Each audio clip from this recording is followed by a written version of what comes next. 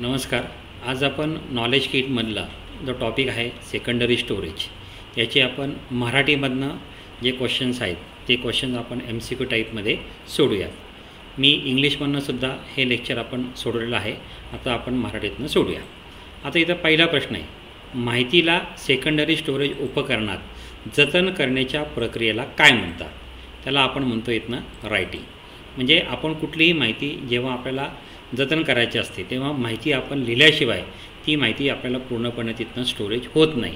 म्हणून त्याचं उत्तर काय आहे? लेखन. त्याला इंग्लिशमध्ये आपण काय म्हणतो? रायटिंग. ओके.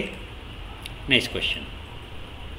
डेटा धारणा म्हणजे डेटा रिटेशनच्या दृष्टीने रॅमपासून दुय्यम संचयन उपकरणाची म्हणजेच सेकंडरी स्टोरेज डिव्हाइसेसची कोणती वैशिष्ट्य त्यांना वेगळी करतात?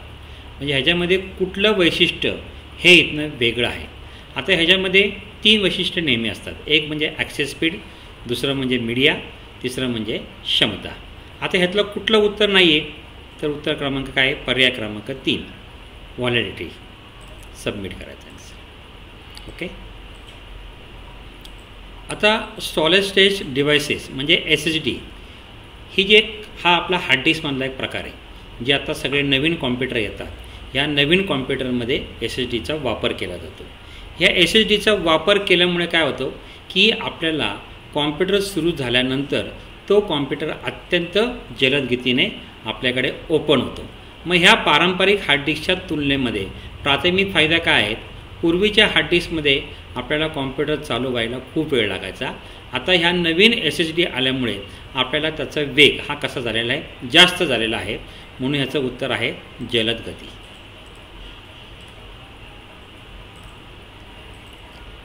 लॅपटॉप्स आणि मोबाईल उपकरणामध्ये SSDला का पसंत केली जाते?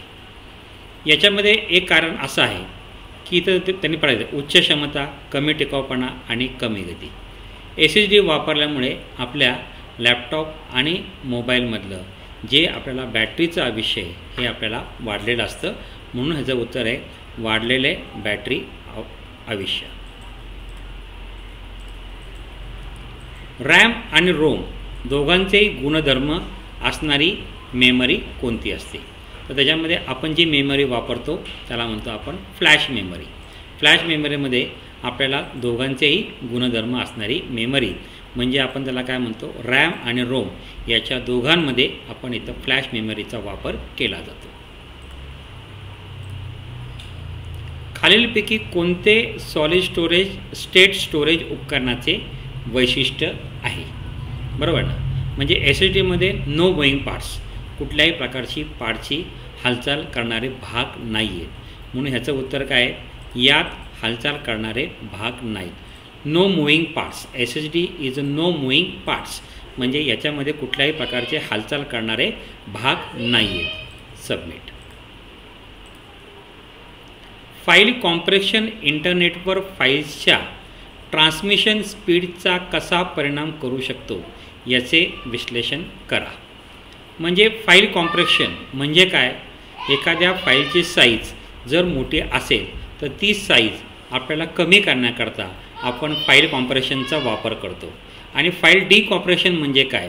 कमी असलेली साईज ही आपल्याला मूळ साईजवरती समजा वाढवायची असेल त्याला आपण काय म्हणतो? फाईल डिकॉम्प्रेशन. म्हणून त्याला काय म्हणलं आपण? फाईल कॉम्प्रेशन फाईल साईज कमी करून ट्रान्समिशन स्पीड वाढवतो. इंटरनेट सर्व्हर आणि मोठ्या संस्थांमध्ये RAD प्रणालीचा वापर करण्याचा मुख्य फायदा काय असतो? तर ह्याच्यामध्ये आपल्याला विस्तारित स्टोरेज म्हणजे त्याला म्हणतो एक्सपेन्शन ऑफ स्टोरेज. याच्यामध्ये आपण सबमिट आन्सर करू. हार्ड डिस्क कार्यक्षमता सुधारण्यासाठी डेटाच्या गरजा ओळखून आणि सेकंडरी स्टोरेज व CPU दरम्यान उच्च गतीच्या होल्डिंग क्षेत्र वापरणारी पद्धत कोणती? त्याला म्हणतो आपण डिस्क कॅशिंग.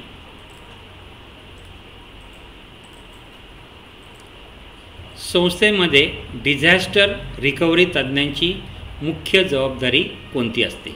तर आपल्याला कुठल्याही प्रकारचा डेटाचा बॅकअप घ्यायचा आणि डेटा आपल्याला सुरक्षित कसा राहील याचं आपण बघतो. म्हणून सतत डेटा बॅकअप आणि सुरक्षित ऑफसाईड संचन सुनिश्चित करणे. खालीलपैकी कोणता USB फ्लॅश ड्राईव्हसाठी फ्री रिकव्हरी सॉफ्टवेअर म्हणून उल्लेख केला जातो? त्याचं उत्तर आहे रिका. तुमचा संगणक तुमच्या USB फ्लॅश ड्राईव्हला ओळखत नसेल तर तुम्ही काय करता? तर दुसऱ्या डिव्हाइसवर USB सपोर्ट तुम्ही चेक करायचा. कधी कधी काय होतं, आपला जो USB पोर्ट असतो तो खराब असतो, तो कधी कधी आपल्याला ॲक्टिव्ह होत नाही, म्हणून तो आपण दुसऱ्या कॉम्प्युटरवर जाऊन तो आपण चेक करायचा. ओके.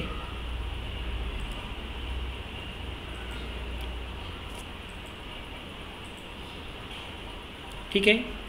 ही रिमूव्हल स्टोरेज उपकरणे असून त्याचा उपयोग प्रचंड मोठी माहिती साठवण्यासाठी केला जातो. त्याला आपण म्हणतो hard disk packs. Dash dash ही संक्रियद्वीत वलय आहे, त्याला म्हणतो आपण ट्रॅक.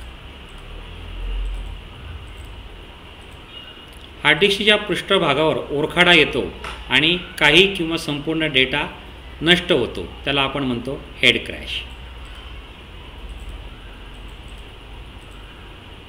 च्या व्यतिरिक्त पुढीलपैकी सर्वांचा उपयोग करून हार्ड डिस्क फाईल्स संग्रहित आणि सुसंघटित ठेवल्या जातात, त्याला काय म्हणतो आपण? 5.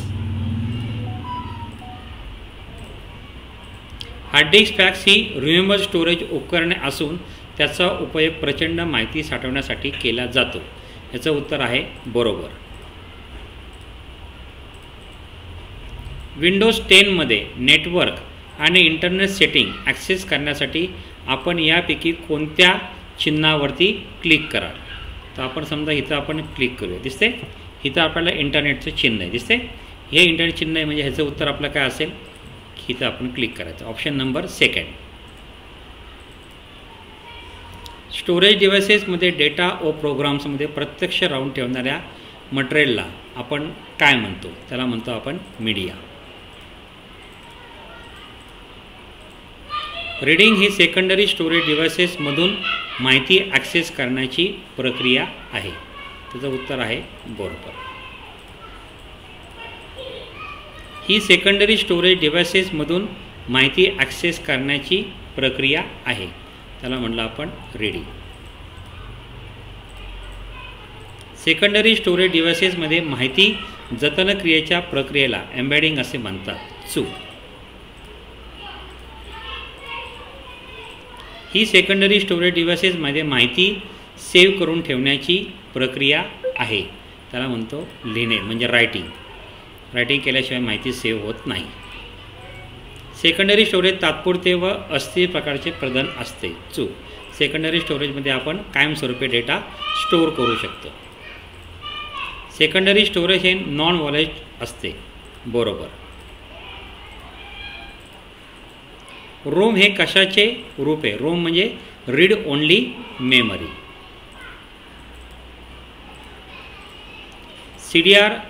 CDRचे संपूर्ण रूप म्हणजे काय? CD रेकॉर्डेबल. हार्ड डिस्क पॅक्स ही रिमूव्हेबल स्टोरेज उपकरण असून त्याचा उपयोग प्रचंड मोठी माहिती साठवण्यासाठी केला जातो. बरोबर. 3 पॉईंट फ्लॉपी डिस्कची क्षमता ही 1.44 MB असते. खालीलपैकी ही सोडून सर्व उच्च क्षमतेची हाय कॅपॅसिटी डिस्क आहे, त्याला काय म्हणलं आपण? ड्रायव्हर्स.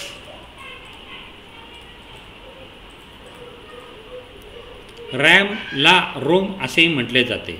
चूक. स्टोरेज उपकरण ही स्टोरेज मीडियामधून डेटा व प्रोग्राम्स रीड करणारे हार्डवेअर आहेत. बरोबर. प्रत्येक ट्रॅक हा नावाच्या पातळीसारखा आकाराच्या तुकड्यांमध्ये विभागला असतो, त्याला आपण काय म्हणतो? सेक्टर्स.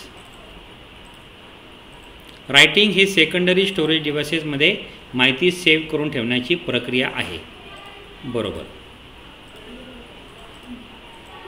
उच्च क्षमतेच्या हाय डेफिनेशन ऑप्टिकल डिस्कमध्ये हे मानांक आहे त्याला म्हणतो आपण ब्ल्यू रे डिस्क. DVDचे संपूर्ण रूप म्हणजे डिजिटल व्हर्साटाईल डिस्क. बरोबर आहे. उच्च क्षमतेचे स्टोरेज देण्यासाठी ऑप्टिकल डिस्क लेझर तंत्रज्ञानाचा उपयोग केला जातो. बरोबर. इंटरनल हार्ड डिस्क किंवा फिक्स हार्ड डिस्क ही सिस्टीम युनिटच्या आत असते. बरोबर आहे. स्टोरेज उपकरणं ही स्टोरेज मीडियामधून डेटा व प्रोग्राम्स रीड करणारे हार्डवेअर आहेत. बरोबर. रॅमला असेही म्हटले जाते प्रायमरी स्टोरेज. डिस्क रीड करण्यासाठी वापरल्या जाणाऱ्या निळ्या रंगाच्या लेझरपासून ब्ल्यू रे डिस्क हे नाव पडलेले आहे. बरोबर आहे. CD, DVD, ब्ल्यू रे हे सर्व ऑप्टिकल डिस्कचे फॉर्मॅट्स आहेत. बरोबर आहे. मीडिया हे डेटा आणि प्रोग्राम धारण करणारे प्रत्यक्ष फिजिकल साधन आहे. बरोबर आहे. ब्ल्यू रे डिस्क ही DVDपेक्षा अधिक क्षमता असलेल्या आणि उच्च क्षमतेच्या मानांक आहेत. बरोबर आहे. फ्लॅश मेमरी कार्ड्स हे क्रेडिट कार्डच्या आकाराचे सॉलिड स्टेट डिव्हाइसेस आहेत जे नोटबुक कॉम्प्युटर्समध्ये मोठ्या प्रमाणामध्ये वापरले जातात. त्याला काय म्हटलं आपण? बरोबर. तुम्हाला दुसऱ्या शहरात प्रवास करतेवेळी तुमच्याबरोबर 4 GB डेटा न्यायचा असेल त्या परिस्थितीचा विचार करता तुम्हाला 4 GB डेटा साठवण्यासाठी डाटाशी वापरायची आवश्यकता असते. त्याला काय म्हणलं? Digital versatile disc. आत्ताच्या काळामध्ये आपण काय वापरतो? पेन ड्राईव्ह वगैरे वापरतो आपण. बरोबर. USB ड्राईव्ह फ्लॅश ड्रायव्हर्स म्हणून देखील ओळखले जातात. बरोबर आहे. External hard disk. External hard disk म्हणजे काय आहे? बहुतेक वेळा USB आणि फायर पोर्टला जोडली जाते. CDRW disk. CDRW म्हणजे काय करता येईल? पुसून टाकता येते आणि पुन्हा लिहिता येते. डेटा सादर करण्यासाठी ऑप्टिकल डिस्कचा उपयोग केला जातो. त्याला आपण म्हणतो पिट्स अँड लँड्स. सेकंडरी स्टोरेज डिव्हाइसेसद्वारे माहिती मिळवण्याच्या प्रक्रियेला आपण काय म्हणतो? इथनं रीडिंग असं म्हणणार. धुराचा कण, बोटाचे ठसे, धूळ आणि मानवी केस हे आर्टिस्टच्या वरील भाग तुटण्याचे कारण होऊ शकते. बरोबर आहे. त्याला आपण म्हणतो हेड क्रॅश इंग्लिशमध्ये. फाईल जतन करण्यासाठी व सुसंघटित ठेवण्यासाठी हार्ड डिस्क ट्रॅक्स, सेक्टर्स आणि सिलेंडरचा उपयोग केला जातो. बरोबर आहे. तुमच्या पुस्तकात नेहमीच्या वापरल्या जाणाऱ्या स्टोरेजच्या 3 पर्यायाची चर्चा केली जाते. Hard disk, solid state devices आणि त्याला काय म्हणतो आपण? Optical disk. गुगल ड्राईव्हमध्ये संग्रहित असलेले तुमचे डॉक्युमेंट्स आणि फाईल्स प्राप्त करण्यासाठी तुमच्याकडे इंटरनेट कनेक्शन असणे आवश्यक आहे. बरोबर आहे. स्मार्टफोन्स टेक्नॉलॉजीचा वापर केला जातो. त्याला काय म्हणतो आपण? Flash memory card. आता अशा प्रकारे आपण सेकंडरी स्टोरेजचे आपण MCQचे क्वेश्चन्स आपण सोडवले आहेत. हे लेक्चर जर आपल्याला आवडलं असेल किंवा ही व्हिडिओ आपल्याला आवडली असेल तर आपण ह्या व्हिडिओला लाईक करा. माझ्या यूट्यूब चॅनलचं नाव आहे निश कॉम्प्युटर वाकडेवाडी. निश कॉम्प्युटर वाकडेवाडी. माझं नाव आहे Prashant Balu Tembare. Mobile number 9527903029. Thank you very much.